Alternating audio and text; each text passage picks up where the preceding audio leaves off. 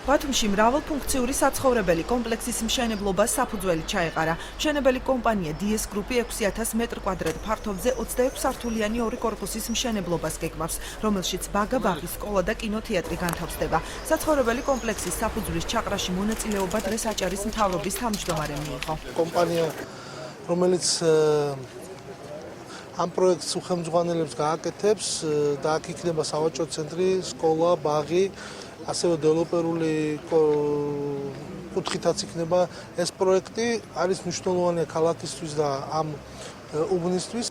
მრავალფუნქციური კომპლექსი, რომელშიც ბაგა-ბაღი, სკოლა, სავაჭრო ცენტრი და კინოთეატრი განთავსდება, ევროპული სტანდარტების შესაბამისი იქნება. ჩვენ სამომავლოდ ქალაქში კიდევ ბევრი პროექტის განხორციელებას ვგეგმავთ.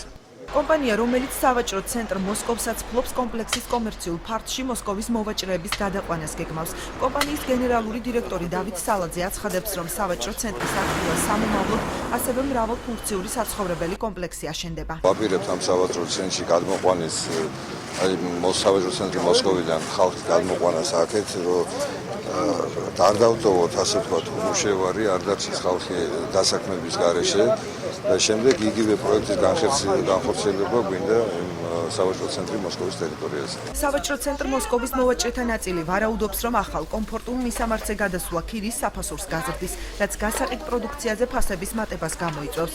ნაწილი კი ახალ მისამართზე გადასვლას დადებითად აფასებს. ჩვენთვის მომგებიანი ნამდვილად არ იქნება, იმიტომ რომ ეს არის ძალიან ესეთ ადგილას, რომ რა ვიცი ახლა აქ უფრო ქალაქის ტერიტორიაზე ჩამოსული ტურისტები უფრო იციან და სასტუმროებშიც რომ არიან ეტყობა აძლევენ მისამართს და უფრო ადვილად იკვლევენ გზას და ახლა ჯავახიშვილზე ნამდვილად ვერავინ ვერ მოგვაკლეს. გაქერავებასთან დაკავშირებით რა თქმა უნდა ფასები მოიმატებს, მაგრამ უნდა ნახოთ რაღაც გამოსავალი ცოტა რაღაც ალბათ შეღავათებსაც გაგვიკეთებენ საწყისი ეტაპისთვის. უფრო მეტი ტრანსპორტიც იქნება იქ ვიდრე აქ. თუ კი უფრო თანამედროვე და კომფორტული იქნება მაღაზიები, მე მგონი უკეთესი იქნება.